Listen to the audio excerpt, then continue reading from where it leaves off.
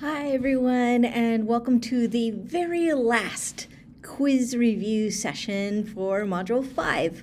So in this quiz review session, we're going to talk about the different kinds of copyrights, fair use, public domain, and some other things so that when you're using information and content for your research projects or even outside of school, you know how to use this content properly and you don't have to worry about getting sued or any of those things.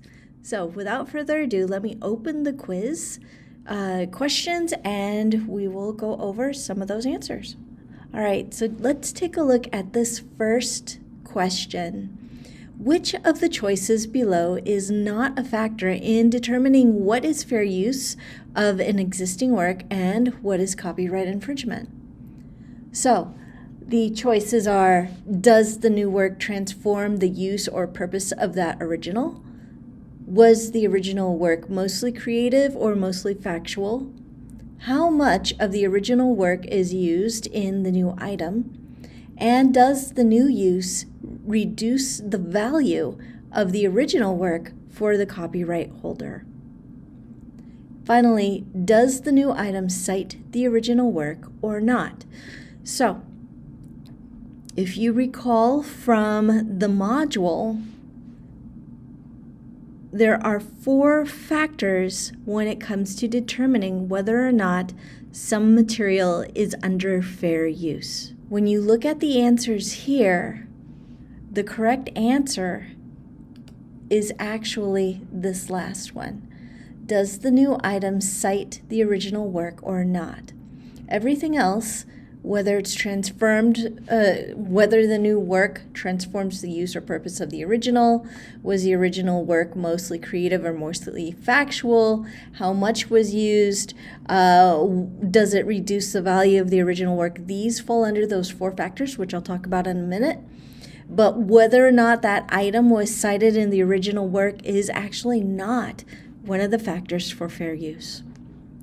When you take a look at the 4 factors, I've listed some of the questions that you can ask, especially if you're taking the quiz and you're thinking about this. The 4 factors are about purpose and character, the nature of that work, the amount of work that it was used, and the effect on the original work's value. So for instance, for purpose and character, the questions you want to ask is this new work radically modified or changed from the original? If it's radically modified, then it may fall under fair use. If it looks very similar to the original or it includes a lot of pieces from the original, it probably is not about fair use. Same with, is the new work a commentary, critique, or parody of the original? If it is, you're probably okay with fair use. But if it's not a commentary, critique, parody, or used for education, then it's probably not going to be falling under the fair use law. The other thing is the nature. If the new work is based on creative expression from the original, so like that Obama example that we had in the module, then it's probably not going to be fair use because it is using the original owner's intent or creative expression or work. However, if it's based on facts, something that you can find in many reputable sites as true, common knowledge, then it's probably going to be under fair use. Amount, when you think about the amount that the new piece uses from the old piece, it's not just the amount, but it's also what are the pieces that make it essential.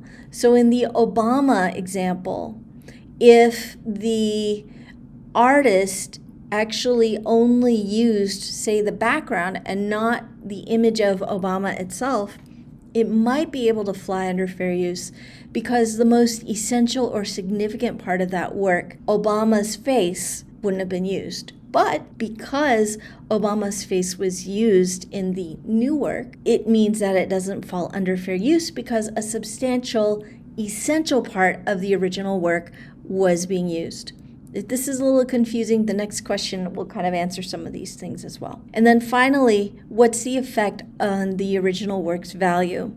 If the new work takes away from, devalues, or changes how the original work is valued, then it's probably not going to be considered fair use. In some cases, if the new work enhances or increases the value of the other piece, then it could be considered fair use. In the next question, we're going to share kind of an example of this so that you can see, besides the Obama piece, how this could be applied. So you're enjoying playing card games with Heck-a-Deck, an expanded deck of playing cards with extra suits and card types and rules and things like that. However, you would prefer a different art style on the cards, so you print custom versions of the deck with your own graphics, replacing Heck-a-Deck graphics, as gifts to your friends. Do you violate copyright law? Here are your choices. No, this is a case of educational fair use. No, your graphics are new, so you are not using a substantial portion of the original. Yes, your version impacted potential sales of the original. Yes, unless you include rules for the games you made up with the cards. I'm going to go through each of these examples a little bit so you can think about fair use in this application. So no, this is a case of educational fair use. Obviously, it's not, because you're actually giving these modified cards out as gifts for your friends. Educational fair use would be, for example, using Heck-a-Deck and putting it into our module as a way of teaching you about fair use, right? So that is an educational piece. Obviously, this is not, because you're planning on giving it as gifts. No, your graphics are new, so you're not using a substantial portion of the original. This answer ties kind of with this one, the last one, unless you also include rules for games you made up with the cards. Obviously, the card games with Heck-a-Deck, besides the artwork that's been changed, the essential piece of that original work was about the rules of the game itself and how it's played. So even though in the second one it says, no, your graphics are new, that's true, but a substantial portion of the original is actually the game itself and the rules of the game. So if you're still using that substantial piece in this new original work, it can't be fair use. However, if yes, unless you include rules for the game you made up with the cards. Now, if you include new games, new rules that are different from Heck-a-Deck, and new graphics, then yes, that's probably going to be fair use. But because you're not, then yes, you're violating copyright laws as well. And then yes, your version impacted potential sales from the original.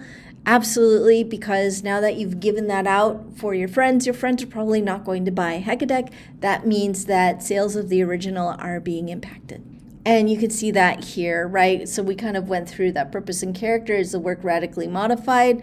The graphics, you can argue, yes, are radically modified, but it's not used in a completely different way. It's not a commentary or critique. And again, it kind of goes with this, what portion of the essential parts are being reused?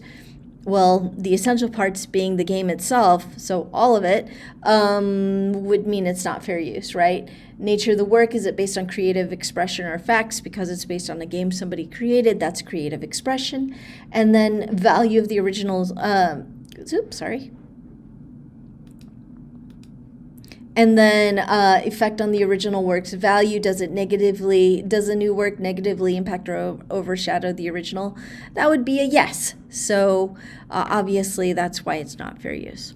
All right, next question. Your friends really liked your version of the Heck-a-Deck, so you decide to produce it and sell it under the name More Cards.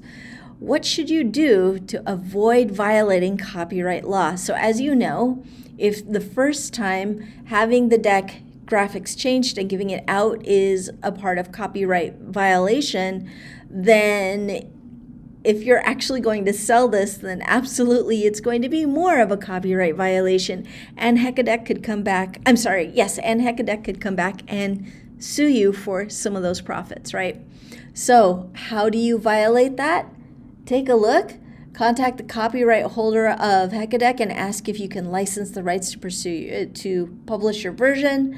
The second one, you're already fine since you've changed enough of the original to be fair use. Give your own names to the new suites and cards, although you don't need to change how they work in the game. Only sell more cards through stores that do not carry Hekadeck, so they aren't in competition with sales. Or include a full citation of Hekadeck, its creator, and its publisher in every deck to show you're giving credit to the original. Remember, fair use, while all scholars should be citing their sources no matter what, even if they're in public domain, citing your sources does not protect you from copyright no matter what. So if you are violating copyright and it's not fair use, you're still violating copyright even if you're citing somebody's sources. The other ones here, only sell them at stores. You're saying, well, I can sell them at other stores. I'm not competing. That's still not going to work, because if they buy your cards and not Hekadeck cards, even if they're in another place, it could still negatively affect sales. Not only that, but it's now taking away, devaluing the original set of cards. Give your own names, although you don't need to change how they work in the game. We already talked about that. The essential piece of Hekadeck cards has already been copied and taken, so it's not fair use, which kind of goes here as well. We talked about that. So contact the copyright holder of Hekadeck and ask if you can license the rights to publish your version. That is the correct answer. You need to contact, and oftentimes I've actually had it been done where people reach out and ask, may I have permission to use this part of whatever? If Hekadeck gives you that license, sometimes that license costs you money, but at least you're not being sued, then that is the right thing to do. Sometimes an author may say, no, you may not use it. Well, then you have to respect the rights of that person. This is probably actually a real life example that could happen in many cases, especially nowadays when everything is readily available online and where there's a lot of great platforms that you can use to sell your stuff.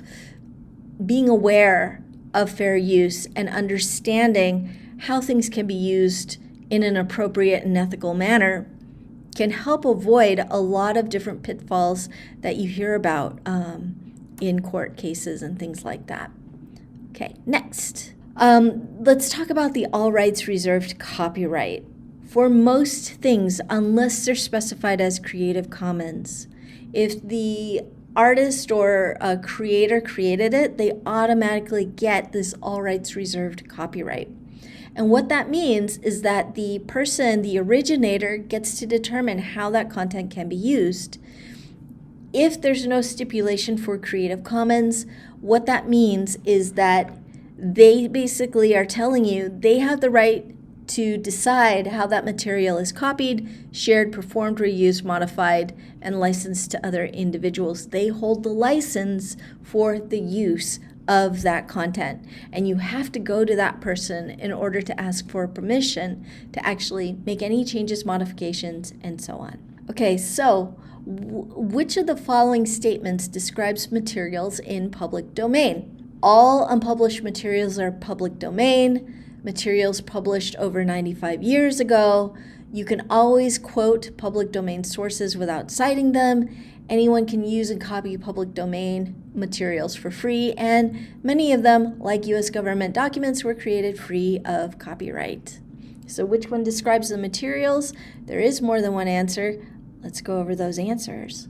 All unpublished materials are copyright domain? No, we just talked about that. Whatever materials come out, automatically they get the copyright of the creator. Materials published over 95 years ago? Yes.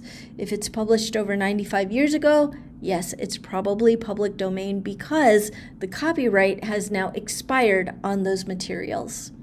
You can always quote public domain sources without citing them. No, that's not true. Sometimes people think that this is the case. Public domain means that you have permission to reuse or modify or adjust, but you still have to cite. Always, always, scholars need to cite their work, okay? Doesn't matter if it's public domain or not. You should be citing your work. On the quiz, we may try and trick you that way. You have to cite the work. even if it's public domain, okay? Anyone can use and copy public domain materials for free? Yes, just like we said before, and many of them, like US government documents, were created free of copyright. Yes, this is true. If an artist says that their stuff is public domain, it means it's free of copyright. Technically, can you use it without citing? You won't get in trouble for it, but as a scholar, it's really, really frowned upon, looked down upon, and on a quiz, you will get it wrong. Okay, public domain. Intellectual or creative works that are legally usable without permission because there's no copyright. And by the way, what's interesting about that is government documents, recipes actually fall under public domain. Mathematical equations and, as you saw with the Naruto example early on in the module, works by non-humans have no copyright. The other thing that we didn't mention in the module, but it's interesting, we're actually going to put it in the next update of the module, is any graphics generated by AI does not fall under copyright domain. There's actually a classic story about that where an artist created a comic book and their images were generated by AI. When they went for copyright, the government did not allow them to patent that material, to trademark it, because AI-generated materials cannot be copyrighted. So something to keep in mind when you're using AI to create many of your images or many of your things, okay? Copyright has been waived. Again, a lot of artists, they may just put it under Creative Commons, or they may create it and put it out into the public domain, or as we mentioned before, copyright can be expired after it's been created 95 plus years ago. Okay, your friend created paintings based on a work by artist Venti Chai that has a CC by NC SA license. They want to sell their paintings online with a public domain CC0 license. As a Creative Commons expert, what do you tell them? Okay, and here are your choices. They can sell their paintings as long as they cite the original artist. Reusers can redistribute, remix, sell, and adapt your friend's paintings as long as they leave Venti Chai's work alone. They cannot sell their paintings because of the NC stipulation on Venti Chai's work. However, they can give away their paintings under public domain. And finally, they cannot sell their paintings because of the NC stipulation on Venti Chai's work. However, they can give away their paintings as long as the reusers cite Venti Chai and your friend and do not use their works or modifications on their work commercially. Which one do you think it is? So the answer is actually this last one. They cannot sell their paintings because of the NC stipulation on Venti Chai's work. NC, right, meaning non-commercial. So if there's this NC that you see here, NC by SA license, NC means non-commercial. So you cannot sell anything commercially because you cannot use any works based off of Venti Chai's work or any artist with an NC because of that stipulation. Okay, they can give away their paintings as long as reusers cite Venti Chai and your friend. Why? Because of this by. CC by means you must cite the person that was involved or that played a part in the creation of a new work. And they do not use their works or modifications of their work commercially. Why is this a stipulation for both Venti Chai's work and your friend's work? Because the SA means share alike. Share alike means this. Anything created from this original source, in this case Venti Chai's work, must fall under the same Creative Commons license. So going back, can your friend sell? No, because of the NC. With a public domain, no. They cannot change the license because the original one stipulates share alike. Everything must fall under that same license. So a quick review of Creative Commons, and I kind of put this in a table which might make it a little bit easier. Creative Commons licenses are based on 4 different things. The first is attribution. When an artist decides on doing a Creative Commons license, the first thing they have to think about is whether or not they themselves want their work cited in any other reuses of that material. If the answer is no, I don't need to be cited, what that basically says is that this now falls under public domain. Once an artist gives up the buy piece of this, the citation piece, it means it's now out into the public domain. Anybody is free to use anything about it. Yes, as a scholar, you should be citing them anyway, but it's still in public domain. And that's it. That's all the licenses, kind of the buck stops there. There's no other stipulations. Now, if the artist says, yes, I want attribution, then you have to think about commercial use. If the artist says, yes, people can reuse my work or reuse versions of my work commercially, they can sell it, they can do that with it, then there's no other stipulation. But if they say, no, you cannot use my work commercially, then there is now this little graphic that you'll see in Creative Commons called NC, non-commercial use only. That's what that means. NC, non-commercial use. Then if there is a no, there's non-commercial use, the next thing is, can people take this artist's work and make derivatives of it, make modifications to it, make changes to it? If the answer is yes, you can, then everything stops there. You've got the buy, the NC, and everything's done. But if the artist says, no, you can't make derivatives, you can't make copies that are slightly changed or modified, everything has to look the same on my work, everything, then there's going to be this symbol, the ND, no derivatives allowed, okay? No variations, it has to be as is, basically. And then finally, sharing. What does that mean? Can things be shared and modified and changed and all of those things? If the answer is yes, again, you'll see nothing there. But if you see this little symbol, share alike, what that means is anything that is created from the original work has to share the same Creative Commons license. It has to be shared alike the original, okay? On the final, you're also going to see a question or two about Creative Commons.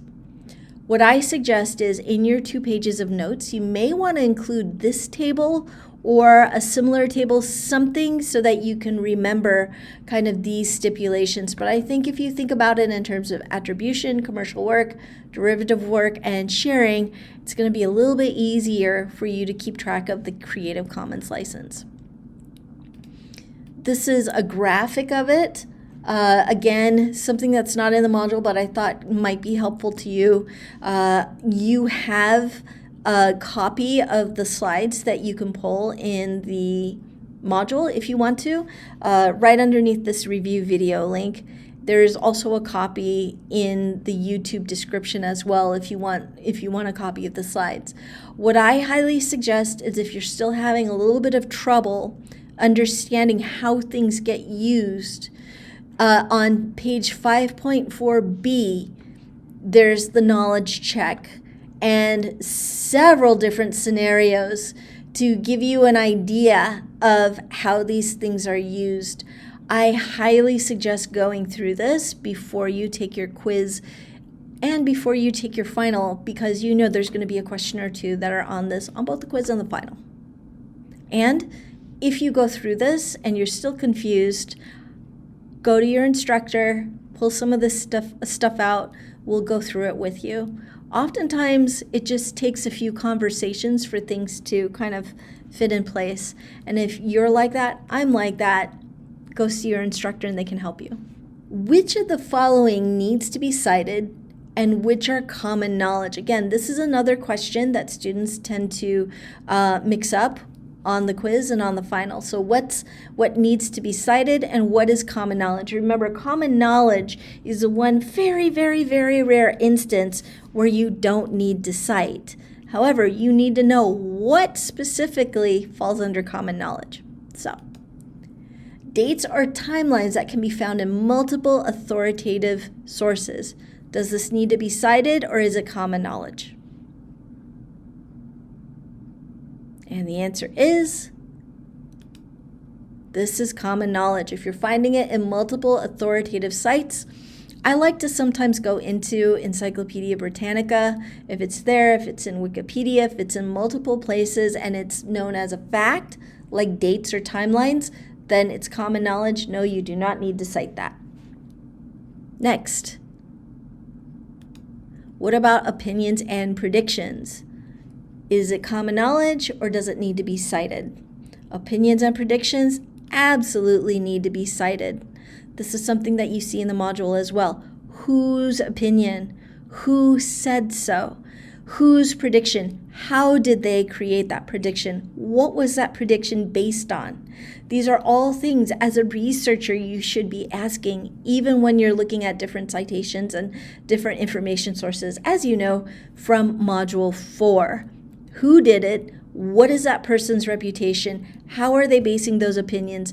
Are those claims credible? Are they trustworthy? How did they make those claims? And so on. And yes, as a scholar, you need to cite it because you need to have a paper trail to share with other scholars as you're joining in on the conversation. Results of new research. You absolutely need to cite that. This falls under the same thing. Scholars do research. And when you're doing research, you need to cite your research. It really doesn't become common knowledge, especially to the public, unless it's really, really, really well known. It's found in many authoritative sources and so on. Now, sometimes, as you noticed in the module, there is common knowledge to certain fields that are field specific. Do you need to cite? It really depends on where your research is going and to what audience. If you're going to an audience of, optometrists, and you're presenting information on optometrists and using a well-known theory in optometry, more than likely you may not need to cite. But if you're going to be talking, in a TED Talk with a general audience of people who may not be as familiar with that information, that trade information that you're sharing, then yes, you absolutely need to cite. To be on the safe end, if in doubt, just cite your work. Facts that are only available from a limited number of sources. Yes, you absolutely need to cite. That kind of goes with what we had just mentioned. New research, opinions, predictions, things like that, available in a limited number. Not everybody knows about it, so yes, you absolutely need to cite that. But when it comes to well-established facts, that is common knowledge. And that's it. That's the end of this quiz review. So I hope that this was really helpful to you.